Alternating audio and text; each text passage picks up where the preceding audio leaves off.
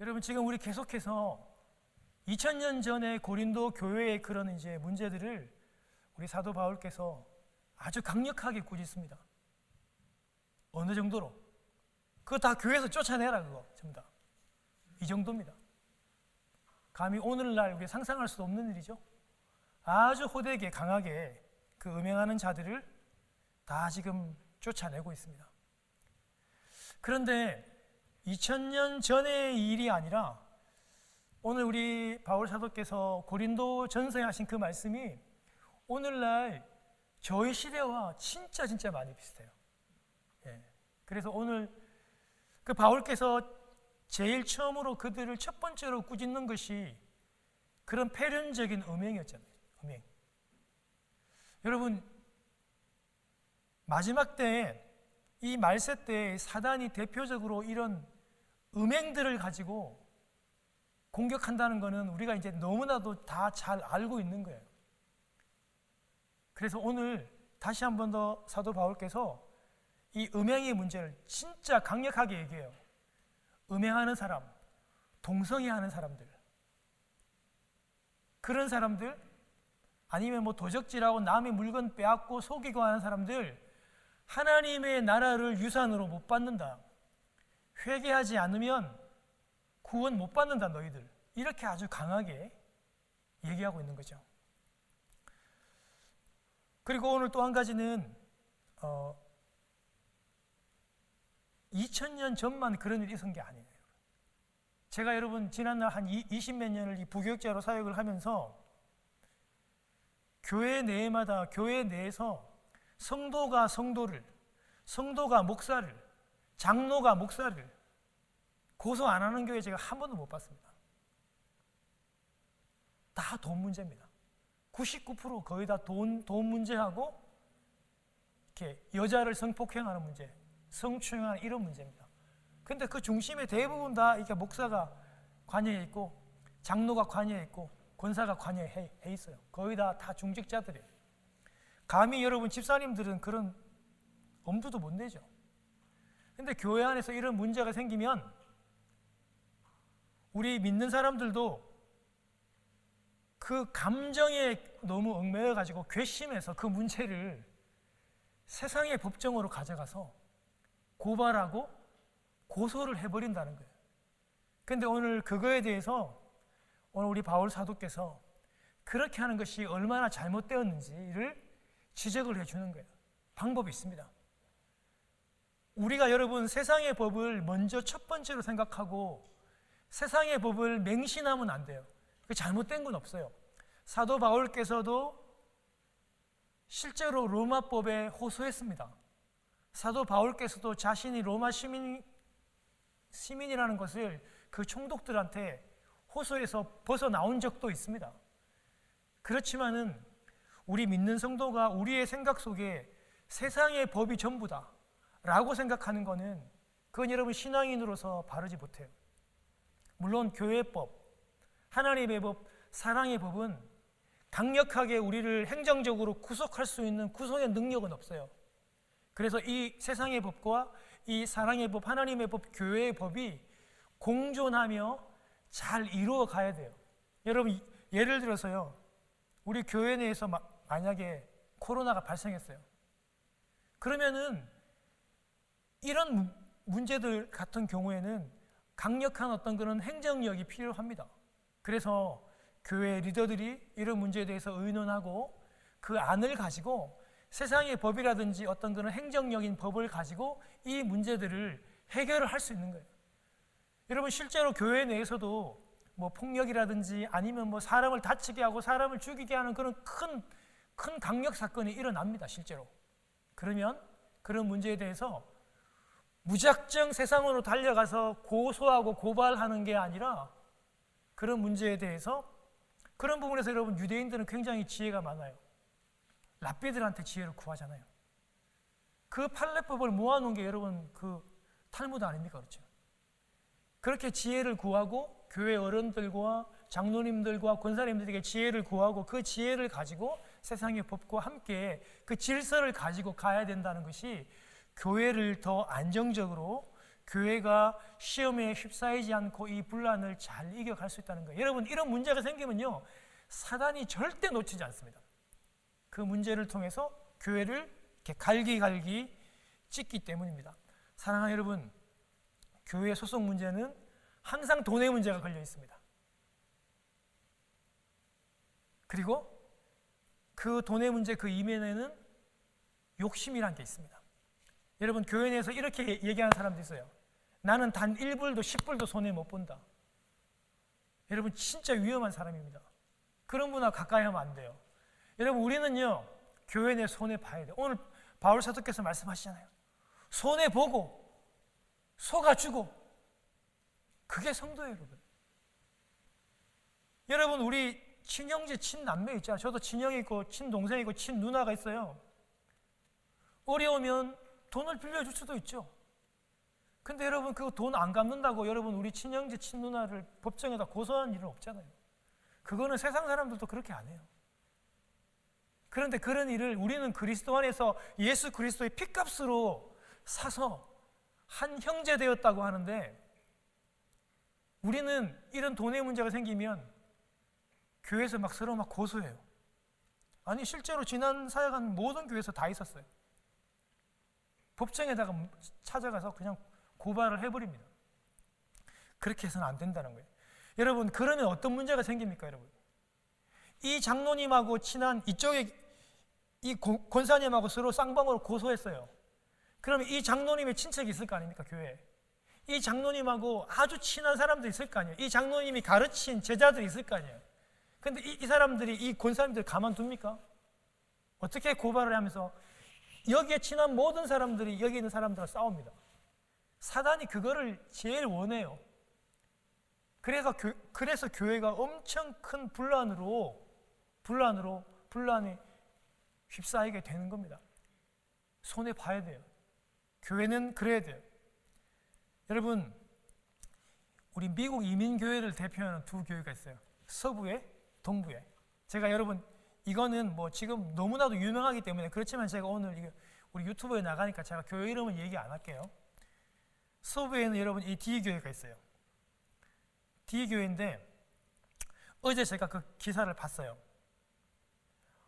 교회가 담임 목사님을 그 미국 세상의 법에 고소했습니다.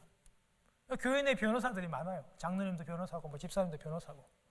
담임 목사님을 이렇게 싫어하고 이렇게 미워하는 사람들이겠죠. 담임 목사님을 세상에 고소하고, 또 담임 목사님도 또 변호사를 사서 또 그 사람들을 고발했어요. 쌍방 고소를 한 거죠. 근데 제가 뭐 때문에 고소했는가 좀 이렇게 보니까, 목사님이 그 당회 허락 없이 목회비를 23차례 썼더라고요. 그게 뭐 그냥 캐시로 뭐 현금 카드를 한 9,000불 정도 썼대요. 다른 여러 가지 문제가 있긴 한데, 여러분, 신방하다가 배 많이 고파서 짜장면 2그릇 먹을 수도 있고 돼지국밥 1그릇 더 먹어가지고 9,000불 쓸 수 있잖아요, 여러분. 그러면 교회 여러분 이 리더들이나 뭐 장로님들이나 집사님이 그 9,000불 내가 낼게, 이거를 뭐 그냥 세상에 뭐 그냥 고발할 거 있냐? 여러분, 이렇게 먼저 얘기하면 얼마나 좋아요. 아니 뭐 그냥 목사님도 죄송하다고, 그냥 신방하다가 배고프다 보니까 그냥 짬뽕 2그릇 사 먹었다고, 너무 죄송하다고, 이렇게 여러분 얘기하면 되잖아요. 그렇게 풀어가면은 되잖아요. 여러분, 그러면 이거를 하나님을 믿지 않는 세상 법정에 이걸 맡기면요, 다 조사합니다. 그 교회가, 그 목사님이 어떤 내용으로 쓴 모든 여러분 영수증을 다 조사하고, 이거는 세상에 다 밝혀지게 되면서 그 교회의 부끄러운 민낯과 치부들이 다 드러납니다. 그래서는 안 돼요. 서로 죄송하다 하고 서로 미안하다 하고 그 문제를 교회 안에서 풀면 참 좋았을 텐데. 여러분, 또 뉴저지에 있는 한 교회입니다. 반대되는 교회입니다. 여러분, 이 교회가 한 2,000명 모이는 교회입니다.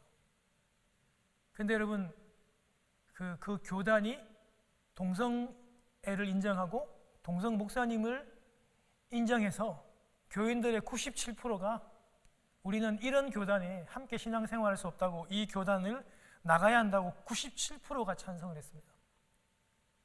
그리고 이 교회가요 30년 동안 그 눈물 흘려 피땀 흘려 세운 헌금한 그 돈으로 그 아름다운 교회를 지었을 거 아니에요. 그 땅과 그 건물이 시가가 1200만 불입니다. 1200만 불. 여러분 요새는 그 교단하고 노예하고 소송하면 다 지는 거 아닙니다, 여러분. 아무리 미국 교단이라도 소송하면 요즘에도 이기는 확률도 많아요, 되게. 근데 그 교회는 믿는 사람들끼리 싸우지 않겠다고 하고 그 1200만 불의 모든 재산권을 다 포기하고 교회 이름까지 다 포기하고 그냥 빈털터리로 나왔어요. 근데 교인들의 90%가 함께 따라 나왔다고 합니다. 믿는 사람들끼리 싸우면 안 되니까 우리는 빈손으로 우리는 더 중요한 것을 움키고 쥐어야 하기 때문에 우리 그 1200만 불도 우리는 내려놓을 수 있다 하고 그들이 나왔대요.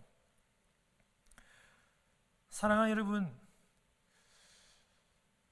이렇게요 우리가 교회 내에서 믿는 사람들끼리 고소하고 고발하고 싸우지 말아야 할 그 큰 이유는요 한 가지입니다. 오늘 사도 바울께서 말씀하시는데 그게 뭐냐 하면 우리가 예수 그리스도께서 재림하실 그날에 우리가 주님의 하나님의 그 보좌에 앉아서 우리도 예수 그리스도처럼 세상에 있는 사람들을 우리 심판해야 될 사람들이에요. 오늘 본문에 나오잖아요. 천사들까지 우리 예수 그리스도 믿는 사람들, 우리 성도가 우리 심판할 사람인데 어떻게 하나님을 알지 못하는 그런 불의한 사람들에게 우리의 재판권을 맡기느냐? 그거 안 된다는 거예요.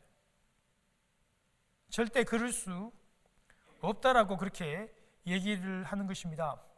사랑하는 여러분, 오늘 고린도 교인들이 세상의 법에 호소했어요. 그 당시에 여러분 고린도가 로마의 여러분 그 속국이었잖아요, 그렇죠? 여러분 로마의 법은요, 현대 여러분이 법이 제일 잘 발달해 있는 이 미국에 아주 영향을 많이 끼쳤습니다. 거의 그대로 가져왔다고 보면 돼요. 이미 2000년 전만 해도 로마의 법은 굉장히 합리적이었어요. 예를 들면은 그 당시에 이미 배심원 제도가 있었다니까요.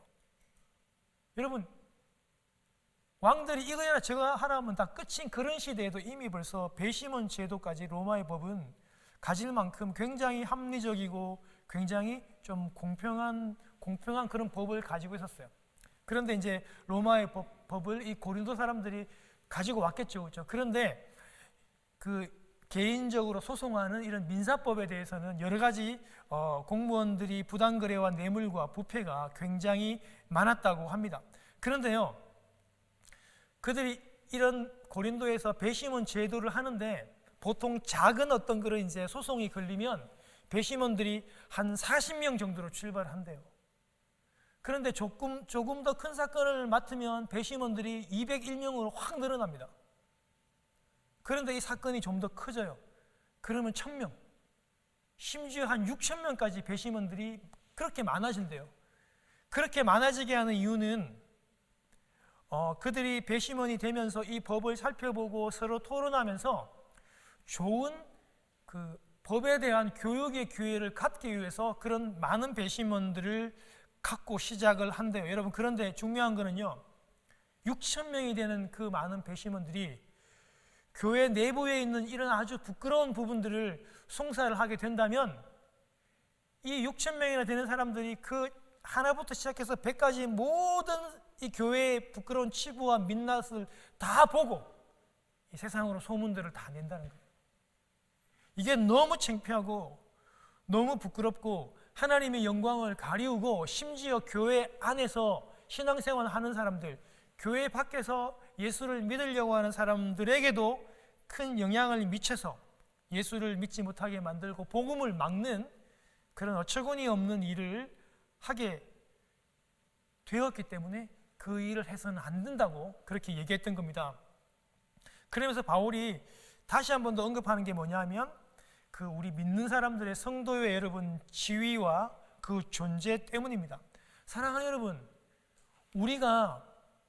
제가 여러분들이 우리 주 예수 그리스도께서 이 땅에 다시 오시는 그날에 우리가 재판관이 됩니다. 예수님을 따라서 그 12보좌에 앉아서 우리가 세상을 다스리게 될 겁니다.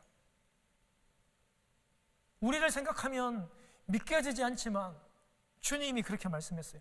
마태복음 19장 28절에 인자가 자기 영광의 보좌에 앉을 때 나를 따르는 너희도 12보좌에 앉아 이스라엘 12지파를 심판하리라. 누가복음 22장 30절에도 마찬가지예요. 너희로 내 나라에서 내 상에서 먹고 마시며 또는 보좌에 앉아 이스라엘의 그 12지파를 다스리게 하려 하노라. 예수 믿기 때문에 여러분 우리가 그날에 재판장이 되고 세상을 다스리고 심판하고 천사까지 심판해야 되는데 우리가 그 세상의 법정에서 머리를 조아리고 세상의 그 법관의 그 지도를 받고 미안하다고 사과하고, 여러분 저는 지난날 우리 그 목회자들이 그런 어처구니 없는 그런 성적인 실수를 범해서 그리고 교회 재정에 손을 대고 횡령을 해서 그 재판대 앞에서 그 판사 앞에서 머리를 조아리고 그 판사가 호통을 치고 하는 그런 장면들이 참 가슴이 참 많이 아팠습니다. 시대는 그렇게 변했지만 그러나 이 말씀은 그렇게 가르치지 않는다는 거예요. 힘들고 어렵지만 먼저 세상 법정으로 달려가는 것은 성경적이지 않아요.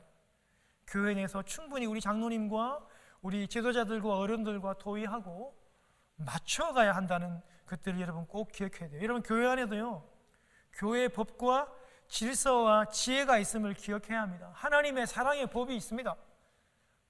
말씀의 이 법이, 성경의 법이 분명히 살아 있습니다. 그리고 노예와 그 총의 법이 있고 또 그리고 교회의 권징과 치리가 있는 것입니다. 이 서로 이렇게 보완하면서 나아가야 할 것입니다. 여러분 제가 좀 전에 말씀을 드렸듯이 교회 여러분 송사안에 이런 모든 부분들이, 많은 부분들이 이 재정과 채무와 돈에 관련된 부분이고 이 성적인 이런 부분들이에요. 거의 교회 리더들이 거의 다 관여가 다 돼 있어요. 거의 다. 여러분 그런데 이런 문제들의 원인들을 살펴보면요, 감추려고 하면 안 돼요. 여러분 제가 여러분 오늘 이런 본문이 이러니까 제가 여러분들에게 말씀을 드리고 싶은 게 이겁니다. 여러분 공개적으로 예를 들어서 이 문제를 드러내서 처리를 해야 할 때 이상이 없으면 진행해도 됩니다. 그런데 그 문제가 공개적으로 드러냈는데 이치에 맞지 않거나 뭔가가 이상하다, 그러면 진행하면 안 됩니다. 교회 리더는 반드시 문제가 생깁니다. 언젠가는 그 문제를 알게 되기 때문입니다. 비밀스럽게 몇 분이서 이 일들을 해결하면 다음에 그 문제를 수습할 수 없습니다. 교회는 엄청나게 큰 시험과 큰 분란을 맞게 된다는 것을 여러분 꼭 기억하시고 항상 여러분 일을 진행하면서 기도하면서 공개적인 어떤 그런 절차와 회의들을 통해서 드러내놓고 이 문제들을 해결해야 되는 것입니다. 여러분 한국 교회나 미국 교회에서 여러분 교회 안에 가난한 사람들이 있습니다. 분명히. 근데 급한 수술을 받아야 돼요. 이 수술 안 받으면 지금 생명이 위태롭습니다. 여러분 어떻게 돼요, 여러분? 그렇죠? 그런 문제를 드러내고 교회 여러분들의 리더들과 교인들의 의견을 묻고 교회가 어떻게 해야 되는지 의논하면 괜찮아요. 여러분 그러면 교회가 여러분 그거를 돈이 있는데, 재정이 있는데 안 주지는 않잖아요. 그러면 아무리 큰 돈이 나가도 그 문제 안 됩니다. 그런데 그 문제를 몇몇만 알고 은밀하게 진행이 되면 반드시 문제가 생깁니다. 이런 소송의 문제건이 생길 수밖에 없게 돼요.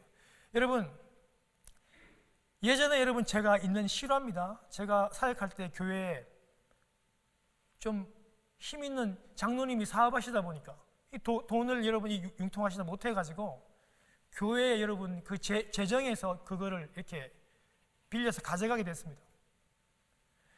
이런 문제가 생기면 공개적으로 여러분 드러내면 돼요. 교인들한테 여러분 교회도 공회가 있고 여러분 우리 그 재직회가 있잖아요. 드러내고 이 문제를 어떻게 하면 되냐, 이렇게 하면 교회는 문제가 생기지 않아요. 그런데 문제는 이 권력 있는 장로님이 담임 목사님과 또 권력 있는 재정 장로님과 몇 분만한테 얘기하고 이 돈을 빌려갔어요. 갚고 싶죠. 근데 여러분 사업하는 사람이 그렇습니까? 사업하다 보면 여러분 이 돈이 갖고 싶죠. 근데 사업하다가 한 번에 잘 안 되면 다 확 날아가 버리잖아요. 그 장로님의 중심은 갖고 싶어요. 근데 현실적으로 못 갚게 됐어요. 그러니까 거짓말쟁이가 되고 교회가 아주 큰 어려운 문제가 생기게 되는 겁니다. 여러분 드러내고 하면 돼요. 그러면 아무런 문제가 생기지 않습니다. 여러분 그래서 받느냐 못 받느냐의 문제로 교회가 큰 어려움이 휘말리게 되는 겁니다. 교회 내에서 여러분 교인들끼리도 큰 돈을 서로 차용합니다. 아주 친해요. 여러분 큰 돈을 빌려주려면 친한 사람들끼리 빌려주는 게 아니에요. 여러분 생판 모르는 사람들한테 여러분 어떻게 수십억을 빌려주겠습니까? 잘 알잖아요. 그렇죠? 제가 여러분들한테 누누이 말씀드리죠. 교회 내에서 여러분 재정거래, 금전거래 하시면 안 됩니다. 두 분 다 여러분 어렵게 되시고 두 분 다 교회를 떠날 확률이 대단히 많습니다. 제가 그랬잖아요. 어떻게 해요? 주세요. 여러분 빌려주지 말고 그냥 주시라고요. 교회는 성도들끼리는 차용하면 안 돼요. 그냥 반드시 문제가 옵니다. 그냥 주세요. 5천만 원, 5만 불이 필요하다? 5만 불을 주셔야 돼요. 빌려주면 안 돼요. 반드시 어려움과 큰 문제가 생기게 돼요. 근데 여러분 제가 지혜롭게 잘 풀어간 교회, 제가 이름은 밝힐 수가 없어요. 제가 그 장로님한테 그 얘기를 제가 듣게 됐어요. 교회에서 이런 큰 문제가 생기게 됐어요.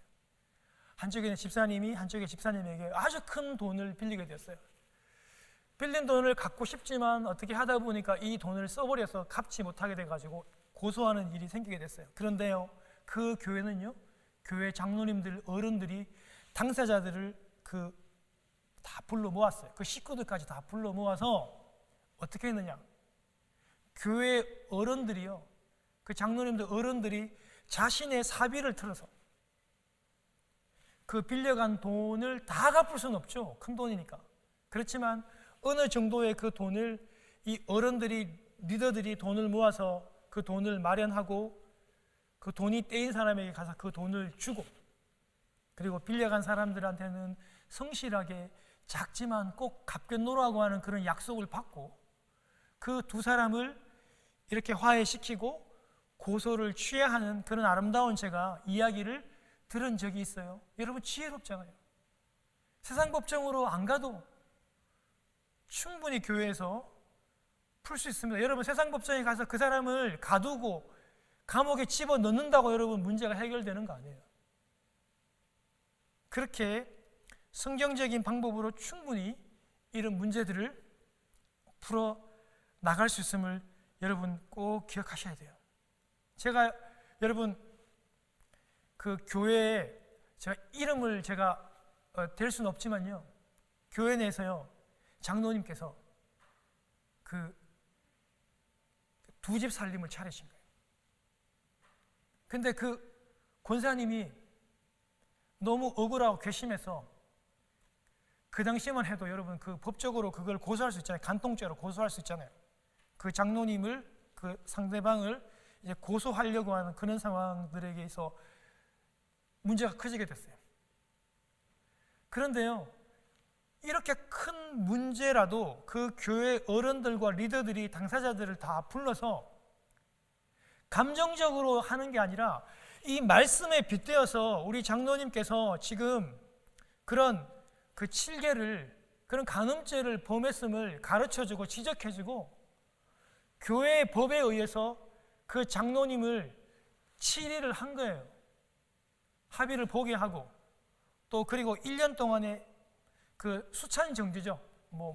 모임에서 기도하거나 성찬할 때 어떻게 할 수 있는 그런 모든 제재를 이렇게 가하면서 그 문제를 이렇게 진행하시더라고요. 그러면서 그 장로님이 너무나도 부끄러운데도 불구하고 그 교회를 나오시더라고요. 여러분 얼마나 그 뒤에서 손가락질하고 얼마나 많이 힘들게 했겠어요. 그런데 묵묵히 그 정해진 기간들을 자기의 자신의 죄를 되돌아보면서 그분이 그걸 견뎌내시더라고요. 그렇게 해서 그 두 관계가 회복이 되고 그 법을 철회하는 그런 아름다운 장면들도 제가 보게 되었습니다.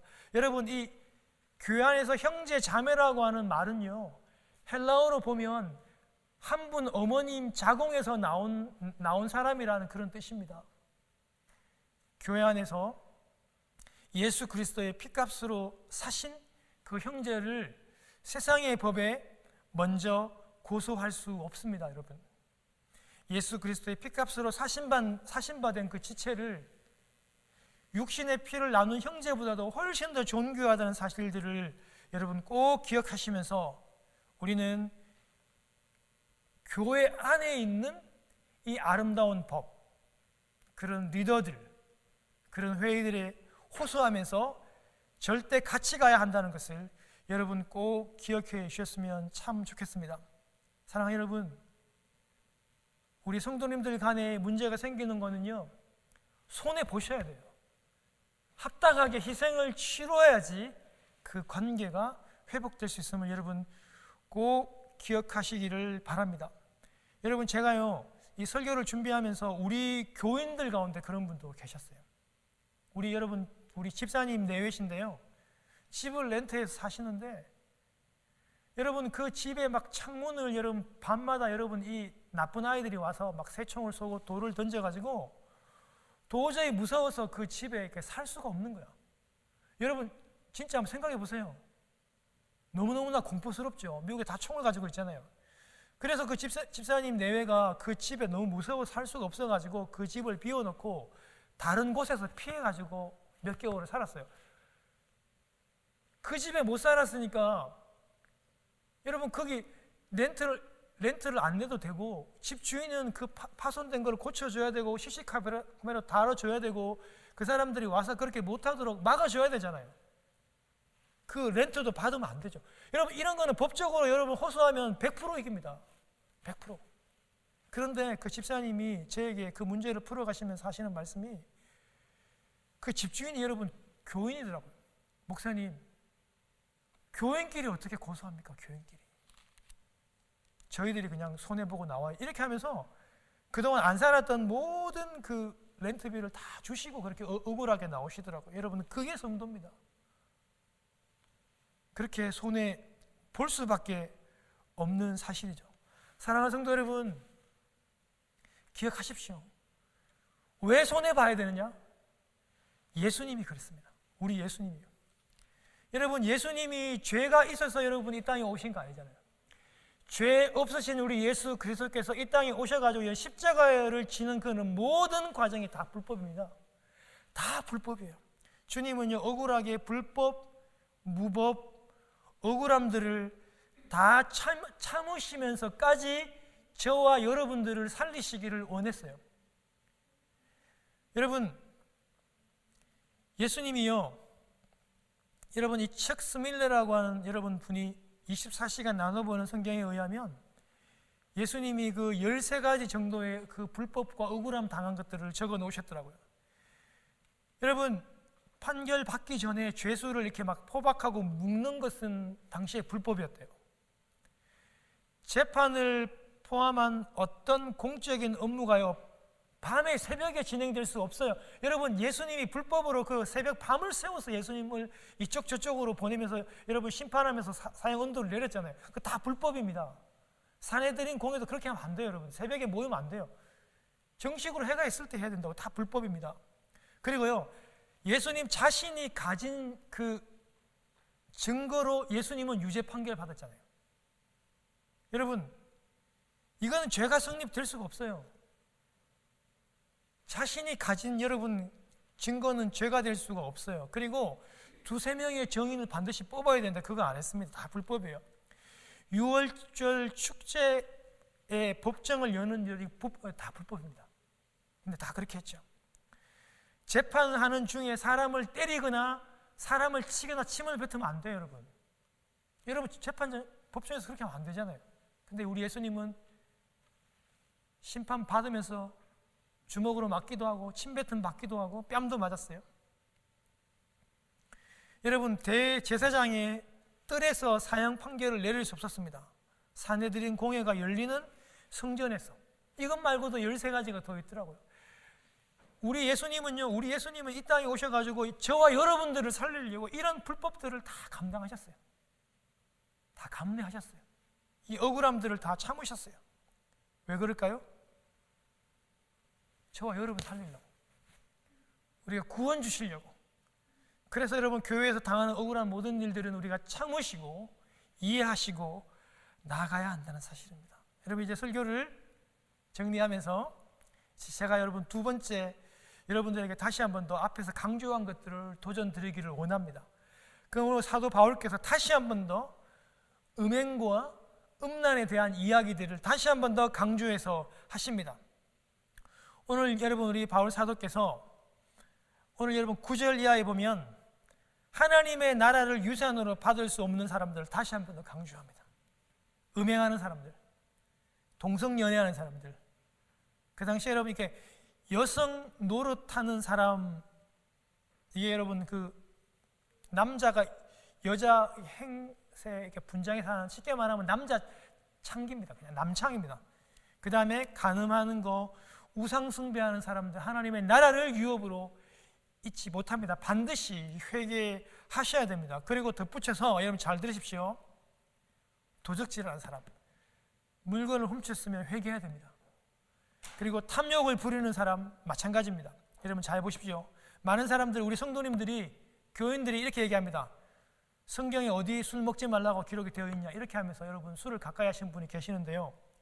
여러분, 술은요 반드시 다음 범죄로 넘어가는 도구입니다.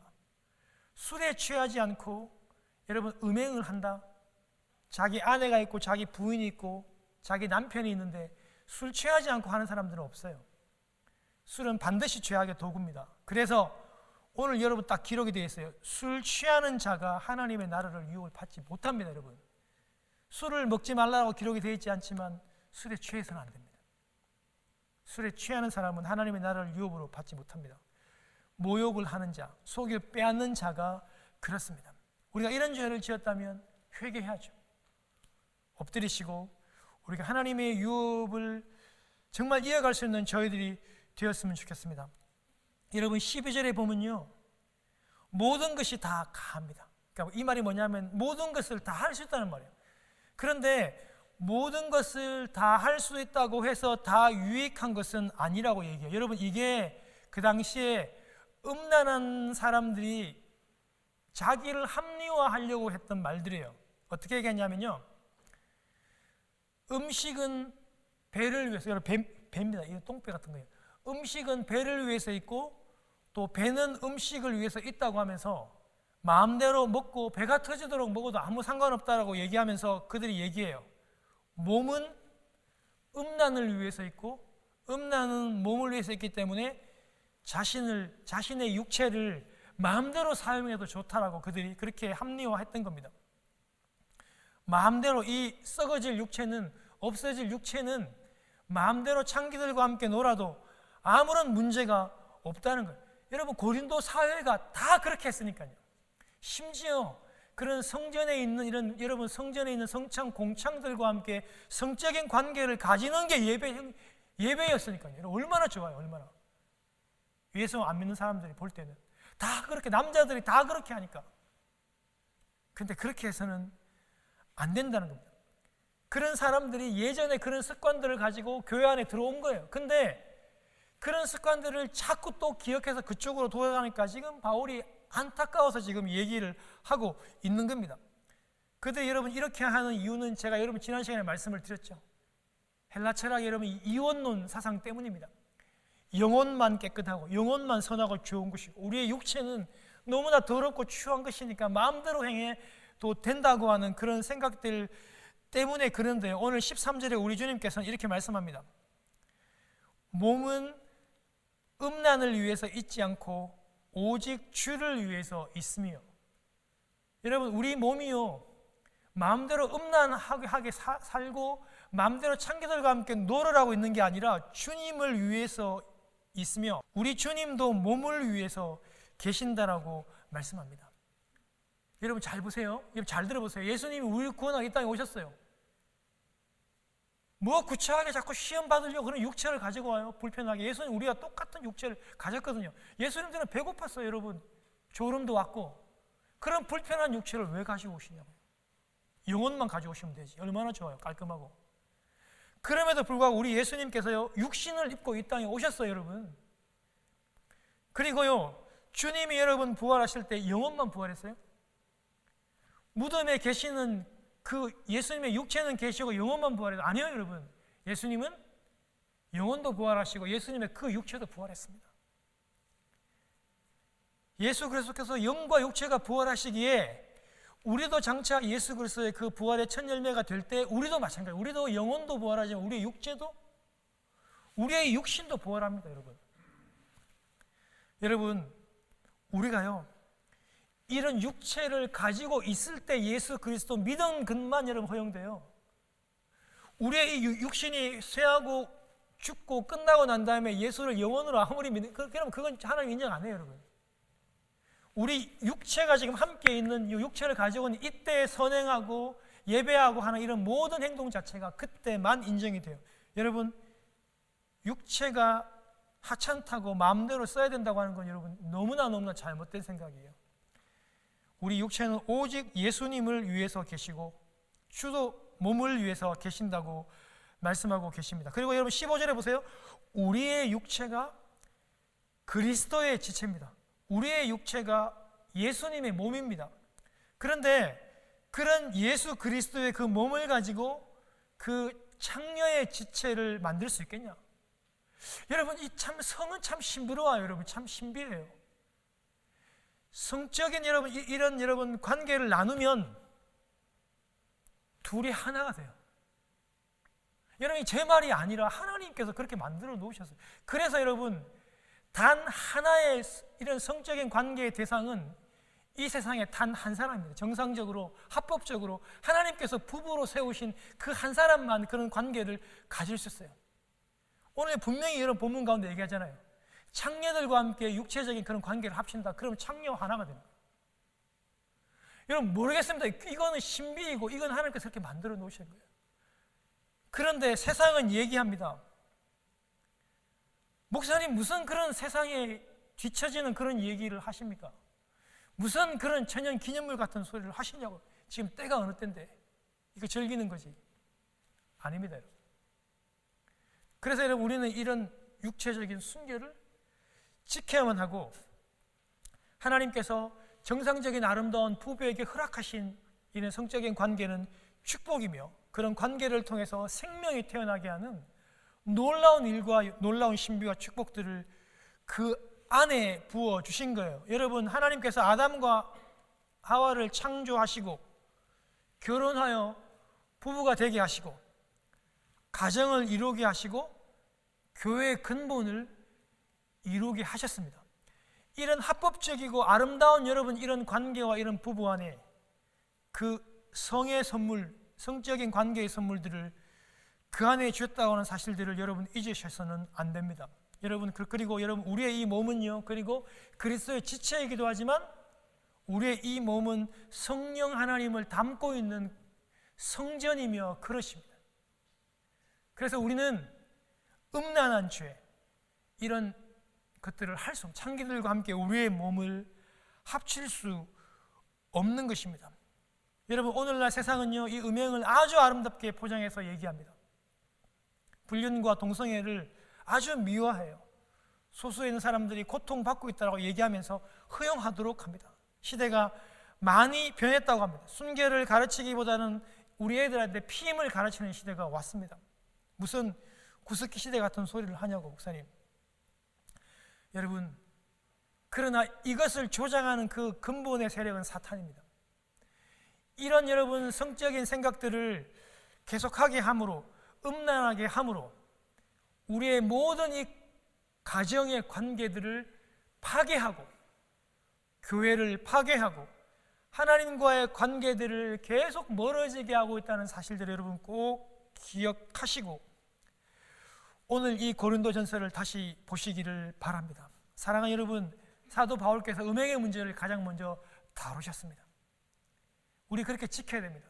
그런데 또한 그 이면에 보면 우리가 음행을 멀리하면서 우리의 다시의 이런 거룩들을 회복하고, 이런 거룩들을 회복해서 다시 한 번 더 하나님과 내가 교제하고 누릴 수 있는 그런 관계를 만들라는 거예요. 사랑하는 성도 여러분, 우리 이런 코비드의 어려운 가운데서도 우리가 더 성숙하고 더 성화하고 더 거룩하여 하나님과 함께 우리가 더 거룩한 생활들을 유지해 나가시는 여러분들이 되었으면 참 좋겠습니다. 힘들지만 집에 있는 시간들이 더 많으니까 여러분들의 시간들을 조금 더 쪼개고 나누시고 기도하는 시간에 더 엎드리시고, 그리고 여러분 말씀들을 더 찾으시고 더 묵상하시고, 집에서 온라인으로 드리는 그 예배 시간의 횟수보다 실제적으로 나와서 위험하지만 나와서 예배를 드리는 이 횟수를 좀 더 늘리시고, 여러분의 그 생활 패턴에 있는 이런 영성의 모든 훈련들을 조금 더 진보시키시고 업그레이드 시키시는 여러분이 되시기를 주님의 이름으로 축원드립니다.